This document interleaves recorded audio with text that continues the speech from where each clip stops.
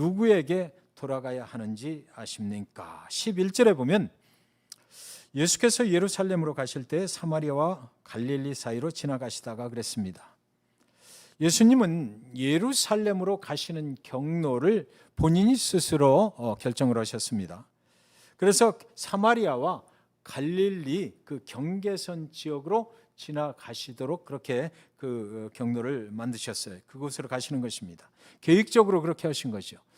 그리고 갈릴리 지역에는 그 유대인들이 살고 있고 또 사마리아 지역에는 이방인과 섞인 이스라엘 백성들이 살고 있어서 유대 사람들이 사마리아 사람들을 보기를 아주 우습게 보는 그 중간 지역으로 이렇게 통과를 하셔서 예루살렘으로 가시기로 하셨다라는 것입니다.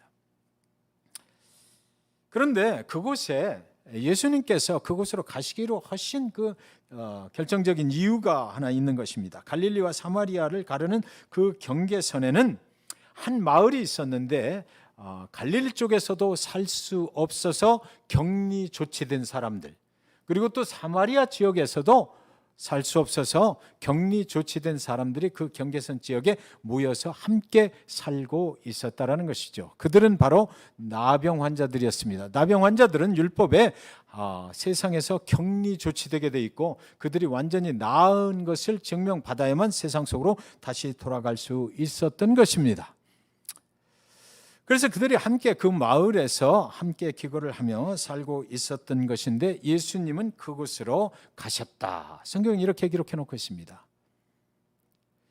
하나님의 아들 예수 그리스도 당신께서 이 땅에 오실 때 세상 속에서 소외된 자들, 격리된 자들, 죄인으로 소망 없이 살아가는 자들, 그들을 위해서 이 땅에 오셨습니다.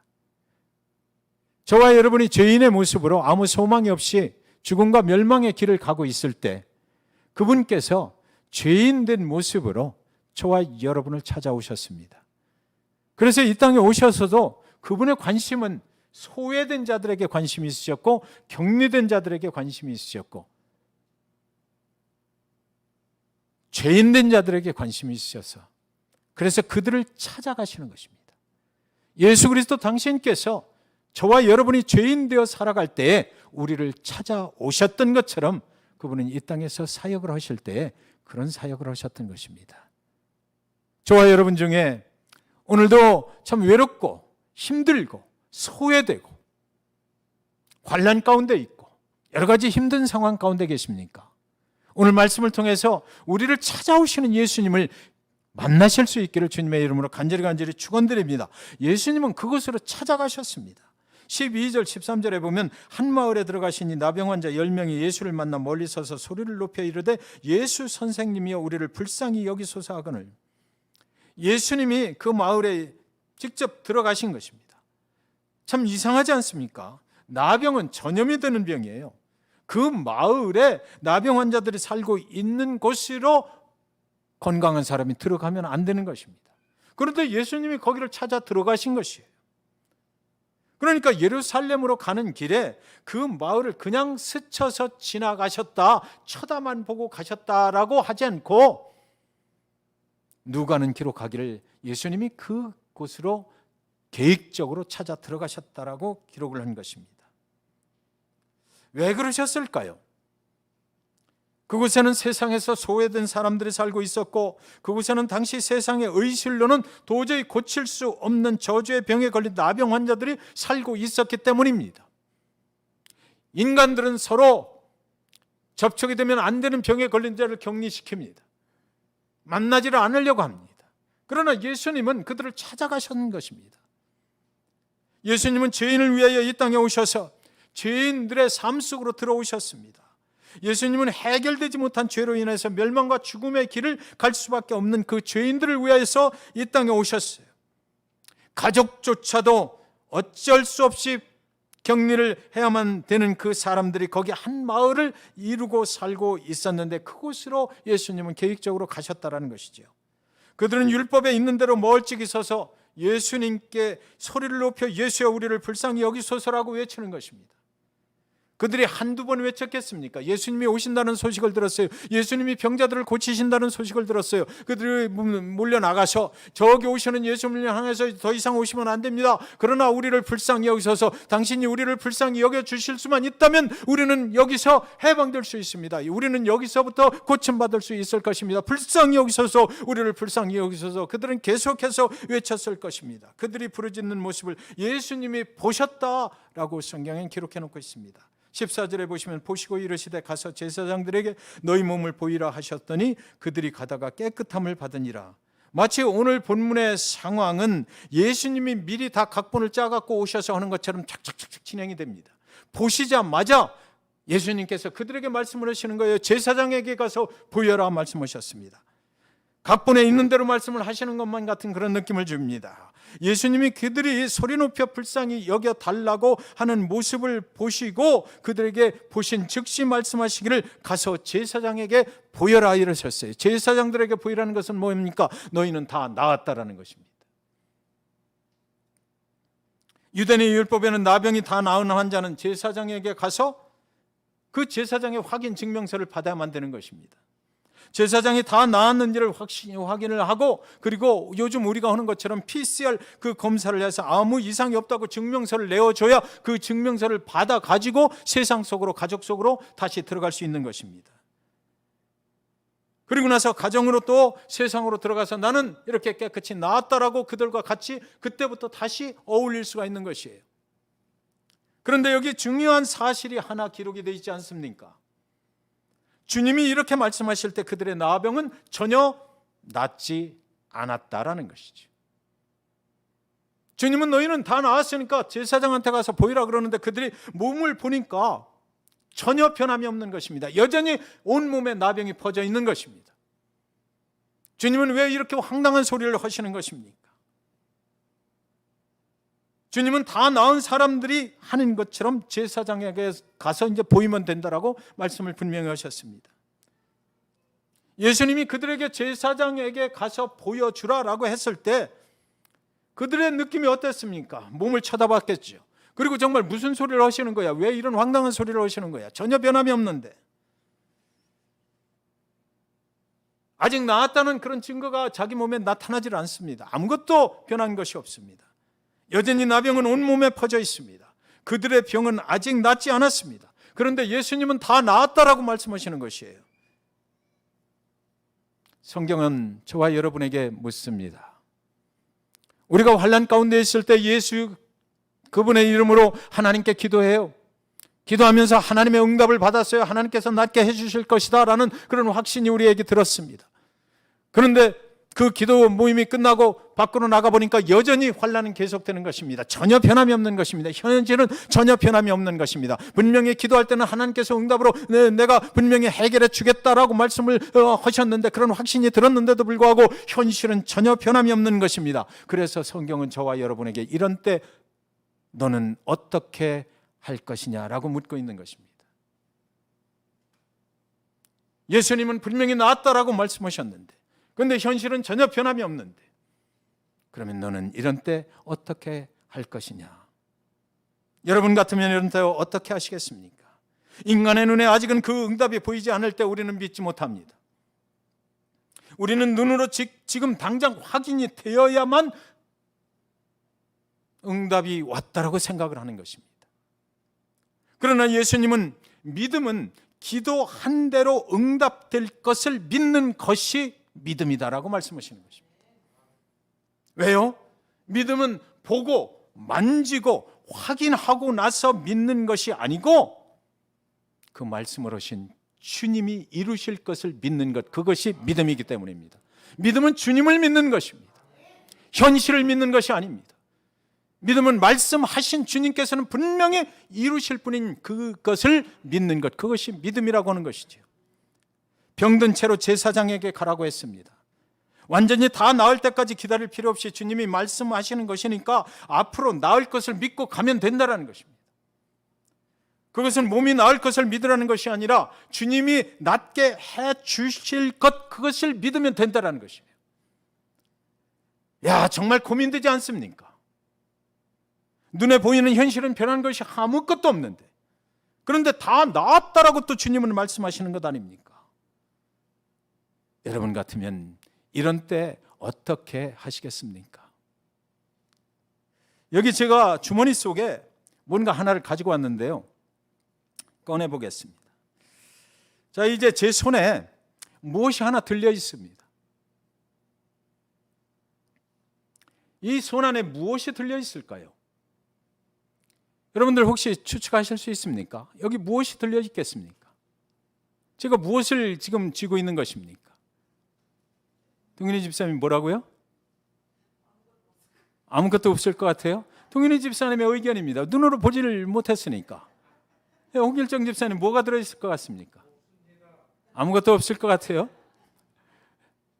뭐 확인이 안 되는 거니까. 서로의 어떤 사람은 뭐 25센트짜리 쿼러 하나가 들어있을 것 같습니다라고도 할 수 있어요. 안 봤으니까 우리는 모르는 것입니다. 그런데요, 제가 지금 여러분에게 담임 목사로서 말씀드립니다. 제 손안에 지금 25센트짜리 동전 하나가 들려 있습니다. 여러분 믿으십니까? 뭘 믿고 믿으시는 겁니까? 담임 지금 아멘하고 믿으시는 것은 무엇 때문에 믿으시는 거예요? 제가 여러분의 담임 목사니까 담임 목사가 설마 나를 속이겠느냐, 그것 때문에 믿으시는 거 아닙니까? 아멘 하실 수 있는 거 아닙니까? 그런 거예요. 지금 이 손에 무엇이 들려 있는지 알 수 없고 현실적으로 내 눈으로 확인은 되지 않으나 그러나 믿을 수 있는 것은 무엇입니까? 주님이 말씀하시기 때문에 믿는 것입니다. 그분이 주님이시기 때문에 우리는 믿는 것이에요. 그래서 제가 이제 이 손에 들려 있는 것을 보여드리겠습니다. 25센트짜리 동전 하나가 들려 있어요. 네. 그런데 여러분, 이 25센트짜리 동전이라는 것을 여러분의 눈으로 확인할 때까지 아멘을 못 하시는 분들은 뭡니까? 믿음이 없는 겁니까? 저를 못 믿으시는 거 아닙니까? 그렇죠? 네. 확신이 없으니까 믿질 못하는 거예요. 그러나 오늘 이 본문을 통해서 주님이 말씀하시는 것은 무엇입니까? 믿음이라고 하는 것은 현실적으로 내 눈으로 확인을 하고 믿는 것이 아니라 그 말씀을 하신 주님을 믿는 것이다. 그것이 진짜 믿음이다 라고 말씀을 하시는 것입니다. 예수님의 말씀이 이루어질 것을 믿고 그들이 이제 제사장에게로 가는 거예요. 그들은 믿었습니다. 그리고 가는 중에 아직 가고 있을 때 나병이 깨끗하게 치유가 되었던 것이죠. 그러니까 아무리 상황이 절망적이라 해도, 아무리 주께로부터 당신이 지금 멀리 떨어져 있는 것 같고 내 믿음이 정말로 연약한 믿음이라 할지라도 주님이 말씀하실 것을 믿고 주님이 치유해 주실 것을 믿고 주께 부르짖고 순종하는 것, 그것이 바로 믿음이다. 그리고 역사는 일어날 것이다 라는 거죠. 야고보서 5장 15절은 그래서 이렇게 말합니다. 믿음의 기도는 병든 자를 구원하려니 주께서 그를 일으키시리라. 혹시 죄를 범하였을지라도 사하심을 받으리라. 누가 일으켜요? 주께서. 믿는 자의 기도에 응답하시는 분이 주님이시고 주님께서 믿는 자들을 위해서 주님이 일하신다라는 것입니다. 믿음은 이런 것입니다. 믿으면 기적이 일어나게 되어 있다라는 것입니다. 여리고로 들어가는 길목에 요단강이 범람을 성경에는 뭐 이런 기적의 이야기들이 한두 끝도 없이 나와요. 하나님께서 그때 말씀하십니다. 제사장들이 먼저 벗개를 메고 그리고 그 요단강, 범람하는 요단강 물에 한 발을 담그라 이거죠. 먼저 들어가라는 것입니다. 그들이 생각이 없었겠습니까? 이거 정말 도저히 불가능한 일인데, 과학적으로 우리가 지금 현실적으로 이런 일이 있어서는 안 됩니다. 제사장들은 그거 믿고 들어갔다가 아마 물살에 휩쓸려 다 죽을 수 있습니다. 그런데 여호수아를 통해서 그렇게 말씀을 하시니까 이들이 먼저 뭐합니까? 순종합니다. 법궤를 메고 한 발을 담굽니다. 담궈서 잠깐 멈춰서 가만히 생각해 보니까 지금 물살이 조금 약해지는 것 같습니다. 그리고 다음 한 발을 또 한 발 담그는 것입니다. 그랬더니 물살이 멈추는 것을 느낄 수가 있습니다. 그래서 뒤에 있는 제사장들에게 같이 메고 들어가니까 따라와, 괜찮을 것 같아, 괜찮을 것 같아. 그래서 그 사람들도 한 발을 또 담굽니다. 다음 사람도 한 발을 담굽니다. 그때 그들의 눈에 보이는 것이 무엇입니까? 그 물살이 어디론가 방향을 틀어서 다른 데로 가버린다는 것입니다. 그래서 그들이 마른 땅으로 건너가게 될 수 있었다는 것이죠. 여러분, 무엇을 말하는 것입니까?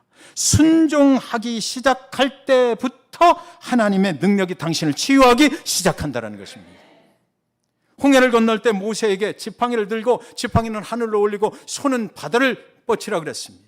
하나님이 주신 능력의 지팡이를 왜 하늘로 올리라고 하시는 것입니까? 이때 하나님이 주신 이 능력의 지팡이는 그동안 뭐였습니까? 애굽에서 이스라엘 백성들이 광야로 나올 때 출애굽 그 재앙을 10가지 재앙을 일으킬 때 사용됐던 그런 능력의 지팡이 아닙니까? 그렇다면 이 지팡이를 가지고 하나님이 지금 말씀하실 때 뭐라고 해야 돼요? 애국 군대를 향해서 내리치라고 해야 되잖아요. 그런데 하나님은 이 능력의 지팡이를 하늘로 향해서 들고 바다를 향해서 손을 뻗치라고 그랬습니다. 모세가 순종을 하는 것입니다. 하늘로 지팡이를 들고 바다를 향해서 홍해바다를 통해서 손을 뻗치는 순간에 물이 갈라지는 모습이 보이기 시작합니다. 그리고 이스라엘 전 백성들은 이제 그 물기둥을 쌓은 그 마른 땅이 드러나는 것을 눈으로 확인하고 그리고 나서 그 마른 길로 광야로 출애굽의 역사를 이루어서 나가게 되는 것입니다. 무엇을 말하는 것입니까? 순종하기 시작할 때부터 하나님의 기적이 시작된다라는 것입니다. 엘리사 선지자를 찾아온 나아만 장군의 이야기를 여러분 잘 아시죠? 엘리사가 나아만 장군에게 요단 강물에 들어가서 씻으면 7번을 씻으면 당신의 나병이 깨끗이 나을 것이다 그랬습니다. 나아만 장군이 누굽니까? 장군입니다. 똑똑하기로 유명한 사람입니다. 세상의 권세를 다 가지고 있는 사람입니다. 이 사람이 그걸 모르겠습니까? 강물에 담근다고 그게 낫겠어? 도대체 이해가 안 되는 소리를 엘리사가 하고 있는 것입니다. 자기 체면의 장군인데 어떻게 내가 그 강물에 들어가서 그 체면국에게 그런 일을 할 수 있겠어? 세상 상식적으로 전혀 이해가 안 되는 것입니다. 그러나 결국 성경에 보면 그 말에 순종합니다. 그리고 나서 그가 요단강 강물에 들어가 자기 몸을 한번 담그는 것입니다. 담그고 일어나는 것입니다. 근데 느낌이 좀 이상합니다. 뭔가 이루어질 것 같은 느낌이 드는 것입니다. 한 번만 더 해보자. 그래서 두 번째 또 담그고 일어서는 것입니다. 그때 그 속에서 돌아가는 움직임이 다른 것을 느낄 수가 있는 것입니다. 살이 조금씩 변하는 것 같아. 확신이 들기 시작하는 것입니다. 순종하고 나서 그게 도저히 안 될 것 같았는데 그대로 순종을 하고 나니까 느낌이 다른 것입니다. 요단강물에 3번 들어갔다 나옵니다. 4번 들어갔다 나옵니다. 그때 눈에 보이는데 손가락 하나 이렇게 뭉개졌던 손가락이 다시 하얗게 살이 돋아나지 않겠습니까? 정말 되네. 5번째, 6번째, 7번째 하얗게 살살 돌아다니면서 그 순간 나병이 깨끗하게 치유된 것입니까? 무엇을 말하는 것입니까? 순종이 시작될 때부터 예수님의 능력이, 주님의 능력이 당신을 치유하기 시작한다는 것입니다. 안식일에 해당해서 손이 마른 사람에게 주님이 말씀하시기를 뭐라고 그럽니까? 내 손을 내밀라라고 하십니다. 마태복음 12장 13절에 보면 이에 그 사람에게 이르시되 손을 내밀라 하시니 그가 내밀매 다른 손과 같이 회복되어 성하더라. 여기서 가장 중요한 단어가 그가 내밀매입니다. 안식일에 율법을 지키는 사람들이 그 해당에 꽉 차 있습니다. 가운데로 나와서 이 손 마른 사람, 안식일에는 아무것도 하는 날이 아닙니다. 절대로 해서는 안 되는 것을 주님이 하라고 그러시는 것입니다. 내 손을 내 서 있는 쪽으로 한번 내밀어 보라는 것입니다. 이 손이 말랐다는 얘기는 이게 전혀 움직이질 않는 것입니다. 손가락이 굳어 있는 것입니다. 피가 돌아가질 않는 것입니다.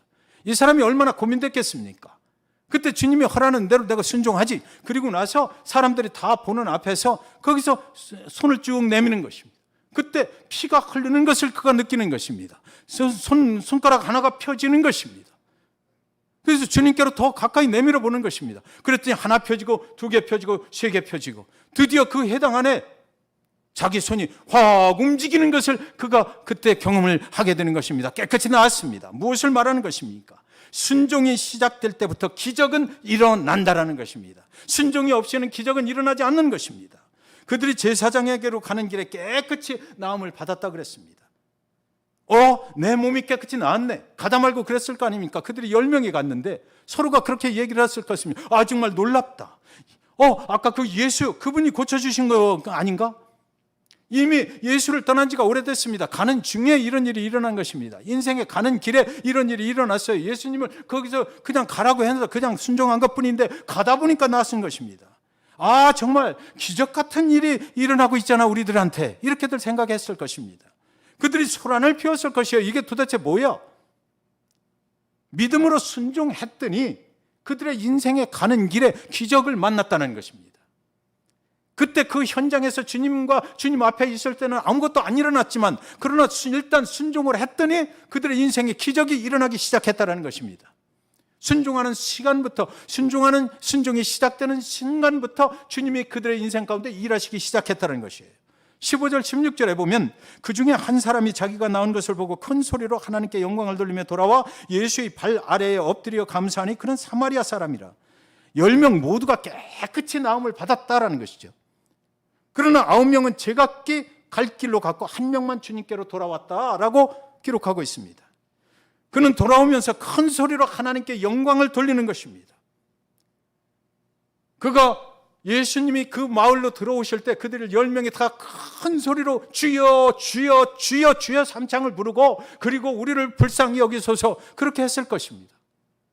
그런데 9명은 이제 어디론가 사라져버리고 1명만 주여 주여 주여 부르짖을 때처럼 그렇게 하나님께 영광을 돌리며 주님이 하셨습니다 감사함으로 돌아오는 것입니다.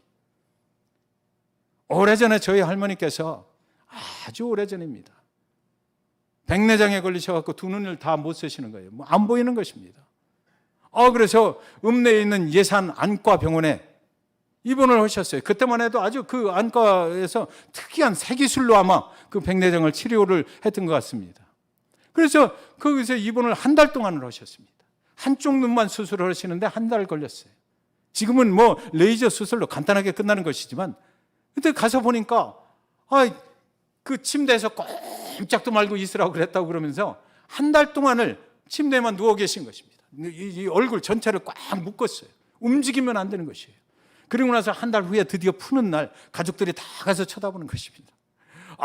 진짜 푸는데 다 푸르니까 보인다 그러시는 거예요. 그래서 그날 모시고 돌아오는데 저희 집까지 돌아오는 그 위에 저수지가 있는데 저수지 다리를 이렇게 건너가는 큰 동산교라고는 다리가 있습니다. 거기를 걸어서 건너오셔야 우리 집에 들어갈 수가 있습니다. 그래서 동산교를 건너오시면서 할머니가 춤을 추시는 거예요. 보인다 그러면서 그 할머니 평생에 매일같이 사람들에게 누구를 자랑해요? 예산 안과 의사 이거다라는 거죠. 예산 안과 최고다라는 것입니다. 할머니한테 얼마나 궁금한 사람들이 많이 있겠어요. 그때만 해도 백내장 걸리신 분들이 많이 있었어요. 물어올 때마다 예산 안과가 최고야. 돌아가시기 전까지 그 말씀을 계속 입에 달고 사셨습니다. 주님이 우리를 치유하시고 회복하시는 목적은 우리를 주님께로 돌아오게 하시기 위한 것입니다. 치유가 되기 전에 불쌍히 여겨달라고 큰 소리로 주여 주여 주여 그렇게 부르짖으며 기도할 때처럼 치유가 되고 나서도 큰 소리로 주여 주여 주여 부르면서 하나님께 영광을 돌리며 주님께로 돌아오는 것, 그것이 바로 치유의 목적이라는 것입니다. 다른 9은 내가 드디어 다 나았잖아, 얼른 제사장에게 가서 내가 나은 것을 확인받고 그래서 세상으로 돌아가야지, 그렇게 생각했을 것입니다. 그들은 세상으로 돌아가는 증명을 받으려고 그래서 나은 것이 확인되는 순간 지금보다 더 빠른 속도로 제사장에게 달려갔을 것이 뻔합니다. 그러나 이 한 사람은 이 나병을 치료해 주시고 새로운 삶을 살게 해 주신 주님을 생각하고 그 주님께로 달려온 것입니다. 사랑하는 성도 여러분, 우리의 믿음은 나음 받는 데까지의 믿음이 아니었나요? 우리의 믿음은 해결함 받는 데까지의 믿음이 아니었습니까? 우리가 기도합니다. 하나님, 나에게 문제가 있습니다. 이 문제를 고쳐주시옵소서. 토요 아침 예배에도 많이들 나오셔서 기도해요. 주여 삼창 부르고 기도합니다. 주여 주여 주여 내 문제를 해결해 주십시오. 해결해 주실 것을 믿습니다. 내가 오늘 병원에 가야 되는데 병원 결과가 잘 나오게 해 주실 것을 믿습니다. 내가 지금 몸이 연약한 가운데 있는데 회복해 주실 것을 믿습니다. 그리고 이제 그 기도의 응답을 주님이 하십니다. 하나님이 응답해 주셔요. 그리고 나서 그 다음 주일 토요 새벽 예배에 이분은 나오시질 않습니다. 왜요? 응답 받는 데까지의 믿음이기 때문에. 그 응답을 누가 주신 것입니까? 그 응답해 주신 분에게 감사와 영광을 돌리려고 우리는 계속해서 나와야 되는 것, 그것이 응답해 주시는 주님의 목적인 것을 여러분 믿으셔야만 합니다. 세상으로 돌아가라고 고쳐주시는 것이 아니라 주님께로 돌아오라고 고쳐주시는 것입니다. 고침 받았으면, 응답을 받았으면 고쳐주시고 응답해 주신 하나님께 영광을 돌리며 감사드리고 찬양 드리라고, 그리고 그 앞에 예배를 드리라고 주님께서는 고쳐주시는 것입니다. 이 한 사람이 돌아와서 주님의 발 앞에 하나님께 영광을 돌리고 주님의 발 앞에 엎드려서 주님을 경배했다라는 것입니다. 그것은 예배를 말하는 것입니다. 우리가 오늘 왜 예배합니까? 주님께로부터 받은 것이 없는 사람은 절대로 참 예배자가 될 수가 없습니다. 예수 그리스도 그분께서 이 땅에 오셔서 나를 구원해 주시고 절망과 죽음으로 갈 수밖에 없는 나, 부족하고 연약한 나를 그 죄악에서 건져주신 그 은혜를 받았기 때문에 오늘도 우리는 그 은혜 받은 것 때문에 주님 앞에 예배를 드리면서 감사와 영광을 그분에게 올려드리는 것입니다. 이것이 예배인 것입니다. 이 땅에 교회가 왜 있어야 되고 이 땅에 예배가 왜 있어야 됩니까? 받은 은혜를 다시 그분에게 영광과 감사로 올려드릴 수 있는 길이 바로 예배이고 그 교회를 통해서 그것이 이루어지는 것입니다. 그것을 우리는 예배라고 말하는 것이에요. 예배는 은혜를 입은 자들이 하나님께 영광과 감사를 올려드리는 것이 예배인 것입니다. 김민희 집사님이 오늘 간증을 했잖아요. 여기서 간증을 해서 하나님께 영광을 돌리는 것입니다. 내가 부족하고 연약했는데, 내 인생에 문제가 있었는데, 그런데 그분께서 나에게 은혜 주셔서 그 모든 문제들을 해결해 주시고 가면 갈수록 나를 하나님께로 자꾸만 더 가까이 인도해 주시고 은혜를 더 주시고, 이것이 내 삶에 이루어지고 있습니다. 하나님께 큰 소리로 부르짖을 때처럼 또 큰 소리로 영광과 감사를 돌리는 것, 이것이 바로 예배인 것입니다. 17절 18절에 보면 예수께서 대답하여 이르시되 10사람이 다 깨끗함을 받지 아니하였느냐? 그 9은 어디 있느냐? 이 이방인 외에는 하나님께 영광을 돌리러 돌아온 자가 없느냐 하시고 주님이 이렇게 물으십니다. 우리도 예수를 만나기 전에는 모두 나병에 걸렸던 자들 아닙니까? 죽을 수밖에 없는 병, 죄인된 병, 인간의 능력으로는 도저히 치료할 수 없는 죄라는 병. 상황은 다 다르지만 하나님의 저주 아래 있었습니다. 그러나 지금은 주님을 만나서 구원을 얻어서 영원한 생명의 길로 가고 있지 않습니까? 그것이 누구 때문입니까? 그 일을 누가 이루어 주셨습니까? 그러니 어찌 감사하지 않을 수가 있겠습니까? 저는 이 말씀을 보면서 너무나 감사했습니다. 이 혼탁한 세상 가운데 잭슨빌에 만 8년 전에 하나님께서 잭슨빌 중앙침례교회를 세우셨습니다. 이 땅에 수많은 믿는 자들 또는 믿지 않는 자들이 방황하고 있을 때, 이리 쏠리고 저리 쏠리고 있을 때 잭슨빌 중앙침례교회를 하나님이 세우셨습니다. 그리고 지난 8년 하나님께서 온전히 인도해 주셨습니다. 이것이 어찌 사람의 능력으로 가능한 일입니까? 오늘 여기서 예배할 수 있게 되는 것, 오늘 이렇게 이 아름다운 성전에서 하나님께 영광 돌리며 예배할 수 있다는 것, 이것이 어떻게 사람의 능력으로 가능한 것이겠느냐고요. 지난 8년을 온전히 인도해 주신 그 하나님 생각이 납니다. 우리는 그분의 은혜로 여기까지 온 것입니다. 우리는 받은 것이 있습니다. 그분이 모든 것을 하셨습니다. 그래서 오늘 이 예배 가운데도 정말 감사의 눈물이 나는 것입니다. 그분이 하신 거 생각하면 부족하고 연약한 목회자 불러다 놓고 뭘 할 수 있습니까? 무엇을 한다는 것입니까? 사람의 능력이 아닙니다. 이것은 하나님이 계획하셨고 하나님이 하신 것이에요. 우리는 그냥 하나님이 허라는 대로 그냥 부족한 믿음이지만 쫓아만 왔을 뿐입니다. 그래서 오늘 우리 이렇게 아름다운 성도들 함께 하나님께 영광 감사 돌리면서 예배할 수 있는 것입니다. 우리에게 받은 것이 있기 때문에 우리는 예배자가 된 것이에요. 지난 2년 동안 코로나 바이러스라는 이 험악한 세상에서 우리의 예배를 지키신 분이 누굽니까? 우리를 예배의 자리로 그래도 나오게 하시고 예배를 계속해서 할 수 있도록 인도해 주신 분이 우리입니까? 하나님이 하신 것이죠. 하나님이 우리의 예배를 그 와중에서도 받고 싶어 하셨어요. 그래서 그 예배를 하나님께서 계속 지킬 수 있도록 우리에게 힘과 능력을 보태주신 것입니다. 그분이 하신 거예요. 우리는 그 팬데믹 중에 더 힘들 줄 알았어요. 하나님과 더 멀어지는 줄 알았어요. 그랬더니 지금 와서 생각을 하니까 그 팬데믹 어려운 환난 중에 우리는 더 하나님께 더 가까이 간 것입니다. 그 하나님을 더 간절히 사모할 수 있었던 것입니다. 성전 예배를 더 사모할 수 있었던 것입니다. 간절함이 생겼어요. 하나님이 세상의 통치자가 된다는 확신이 있었고요. 하나님께서 우리 교회를 인도하신다는 우리의 예배의 주인공이시라는, 그래서 내가 앞으로 살아가는데 모든 것을 하나님께 감사하면서 하나님께 드리면서 살아야 되겠다는 그 결단과 확신이 이제 만들어진 것입니다. 지난 한 달, 지난 한 주간 돌아보면 온통 하나님이 하신 것뿐입니다. 우리가 자랑할 것이 없어요. 하나님 아버지 앞에 얼마나 감사한지 몰라요. 한 성도가 이제 병원에 입원을 했는데 말기입니다. 어느 교회의 이야기예요. 목사님께서 거기 신방을 가셨습니다. 가셔서 성도님 많이 힘드시죠? 잘 견디셔야 될 텐데 하나님께서 치료해 주실 것입니다. 그랬더니 성도님이 말씀하시기를, 목사님, 내가 꼭 지금 이제는 교회도 갈 수 없고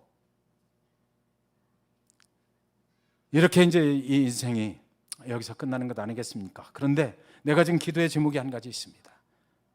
한 번만, 단 한 번만 더 우리 교회 성도들 함께 모여서 예배드리는 그 성전 예배에 내가 가봤으면 좋겠습니다. 이 세상 떠나기 전에 내가 그 예배에 한 번만 갈 수 있도록 하나님이 은혜를 좀 주셨으면 좋겠습니다. 여러분, 이 땅에서 예배할 수 있다는 거, 이 땅에서 우리가 오늘도 하나님이 만드신 이 성전에 나와서 하나님을 예배하고 하나님께 찬양하고 하나님께 기도할 수 있다는 거, 이것이 얼마나 축복인지 아시나요? 그분이 우리를 그렇게 인도해 주시는 것입니다. 그분은 우리의 예배를 받으시길 원하셔요. 예배를 통해서 또 우리에게 은혜를 더하여 주시고 우리에게 기쁨을 주시기를 원하시는 것입니다. 사랑하는 여러분, 성경은 묻습니다. 너는 9명 중에 한 사람이냐, 아니면 돌아온 그 한 사람이냐? 부르짖으며 기도하는 것이 순종으로 이어졌지 않습니까? 그리고 이들은 순종했어요. 순종이 믿음으로 이어졌습니다. 믿음이 기적을 불러왔습니다. 그리고 사랑하는 여러분, 기적같이 응답이 되었을 때 가장 중요한 것은 기적을 일으켜주신 주님께로 돌아가는 것이다라고 오늘 본문 말씀은 저와 여러분에게 분명하게 말씀하고 있는 건 믿으시기 바랍니다. 세상으로 돌아가는 것이 아니라 하나님께 큰 소리로 영광 돌리며 주님께로 돌아오라는 것입니다. 주님께로 돌아가서 감사의 예배를 올려드리라는 것이에요. 다시 한번 정리합니다. 잘 들으시기 바랍니다. 부르짖어서 기도합니다. 기도는 순종을 불러옵니다. 순종은 믿음을 또 불러옵니다. 믿음은 기적을 불러옵니다. 기적은 감사를 불러오는 것입니다. 감사는 예배하게 하는 것입니다. 여기까지가 믿음입니다. 감사가 빠진 것은 믿음이 아니죠. 여기까지가 믿음의 한 사이클이고 여기까지가 이루어져야 믿음이 완성된다라는 것입니다. 사랑하는 여러분, 언더우드 선교사가 이런 기도문을 남겼습니다. 누군가는 지금 그렇게 기도합니다. 내 다리로 설 수만 있다면 더 큰 복은 바라지 않겠습니다.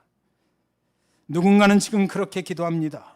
내 귀로 들을 수만 있다면 더 큰 복은 바라지 않겠습니다. 누군가는 지금 그렇게 기도합니다.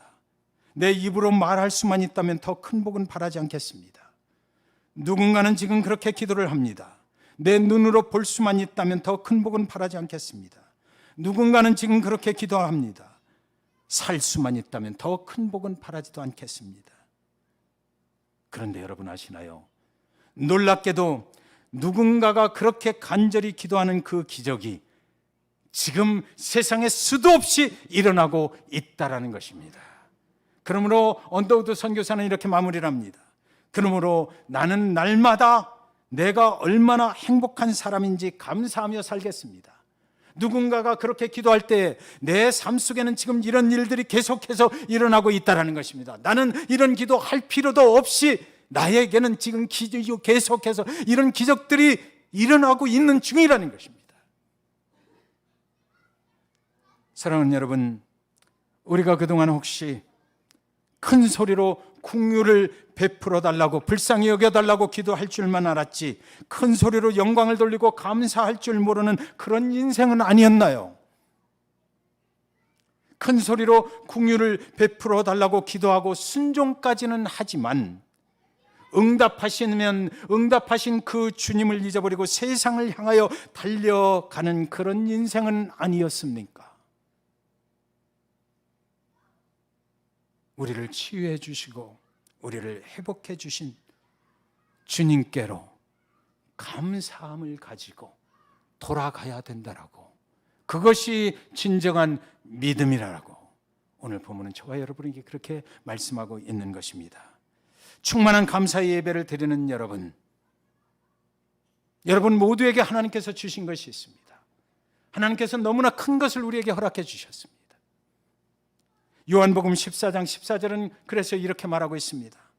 내가 주는 물을 먹는 자는 영원히 목마르지 아니하리니 나의 주는 물은 그 속에서 영생하도록 솟아나는 샘물이 되리라. 주님께 감사함으로 예배하는 자에게 영원토록 영원히 살아갈 수 있는 그런 축복된 생명수를 하나님께서 계속해서 공급해 주시겠다는 약속의 말씀입니다. 이 말씀이 저와 여러분의 삶에 우리가 왜 예배를 해야 되는지 근거가 되는 그런 말씀이 될 수 있기를, 그리고 그 말씀을 믿고 계속해서 감사함으로 축복된 예배에 참여하시는 그런 여러분 되시기를 주님의 이름으로 간절히 축원드리는 것입니다.